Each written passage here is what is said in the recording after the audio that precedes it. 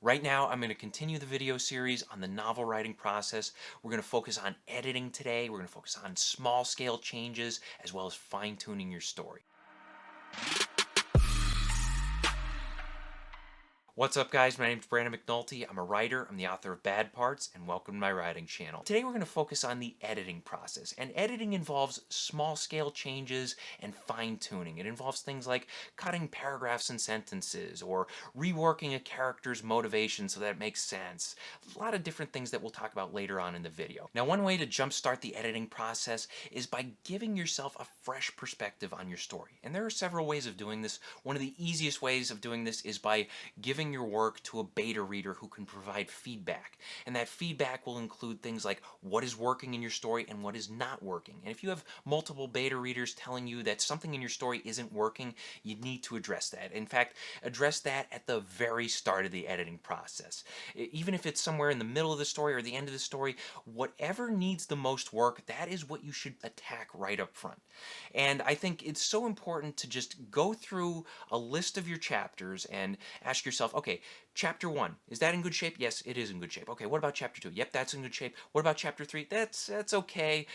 Chapter 4, okay, that's a total mess. If you find chapters that are just a total mess, chapters that make you uncomfortable, that you're not happy with, that you're just not proud of, address those right up front. Attack those as soon as you start the editing process, because once you start the process, you're going to have a lot of energy, you're going to have a lot of enthusiasm, you're going to be in editing mode. You're going to be, yes, I'm ready to, do the hard work, to tear this book apart, to make it as good as it can possibly be. Now, once you get into the real nitty-gritty of the editing process, and once you isolate one of the chapters that you're going to work on, and you decide this is the one I'm going to start tearing apart and, piecing together again and all that, once you get into this stage of the process, there are 5 things that I think you should look for. And the first of these is you should look for anything that you can cut from the story. Now, we talked about cutting things during the revision video that I did previously, but this also applies to the editing process as well. And when you're looking at making small scale changes, ask yourself, can I cut this paragraph? Can I cut this sentence? Can I cut this exchange of dialogue? If there's anything in your story at all that doesn't need to be there, get rid of it. The number 2 thing to look out for, bloated or underdeveloped chapters. Now, with bloated chapters, these are ones that when you read them, you notice that they're kind of dragging and there's just, the pacing just feels off and it just feels like it's going on longer than it needs to.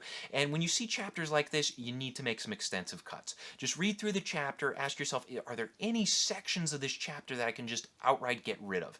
Sometimes you can. Sometimes you might have to rework the story a little bit or even rewrite sections of the chapter for everything to still make sense. But if you do notice that a chapter just feels like it's really dragging, you got to do some cuts there. You got to shrink things down a little bit. Now, on the other hand, with underdeveloped chapters, typically these are a little short. They feel a little rushed. And the reason they might feel rushed is because you made things a little too easy on your characters. Instead of throwing obstacles in their way or challenging them to overcome a problem, you just kind of gave them the easy way out and you just kind of, rush the story along.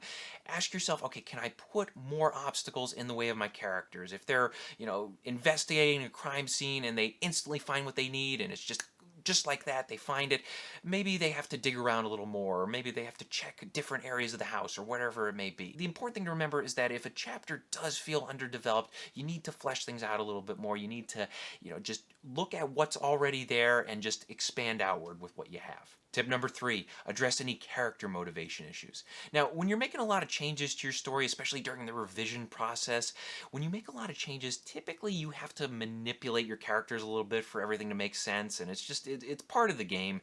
It's nothing to be ashamed of, but when you do make these changes, sometimes your beta readers will say, like, well, that character would never help out that character they hate for no good reason, so that didn't make any sense. And if you have a situation like that, like you have characters doing things that are just out of character, typically you need to rewrite some scenes or maybe make some small scale revisions in order for things to make sense and in order for your characters to act in a proper or reasonable way. If a character is doing something, they better be doing it because they either want to do it or because they need to do it. The number 4 thing to look out for, descriptions or actions that need more clarity. Clarity is very important to your story. If your readers are unsure of what's going on, they will be taken right out of the story. So you need to be clear, especially when you have physical scenes like action scenes or fight scenes. For instance, if you have a fight between two characters, and in the middle of this fight, one of those characters pushes the other out the window, the reader better know where that window is, or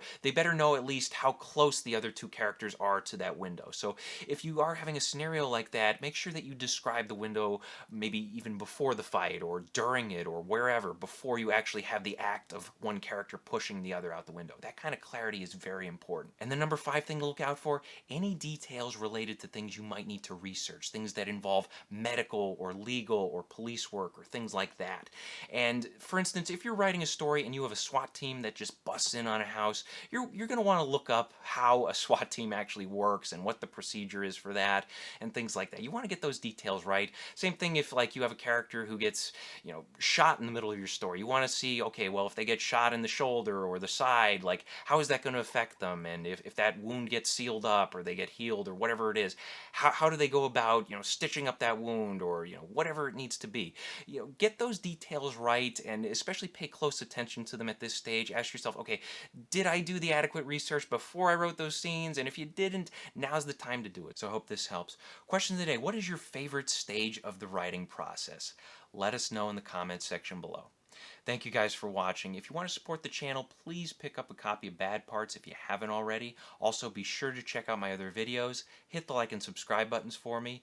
Share this video with a friend. And as always, remember to keep on writing.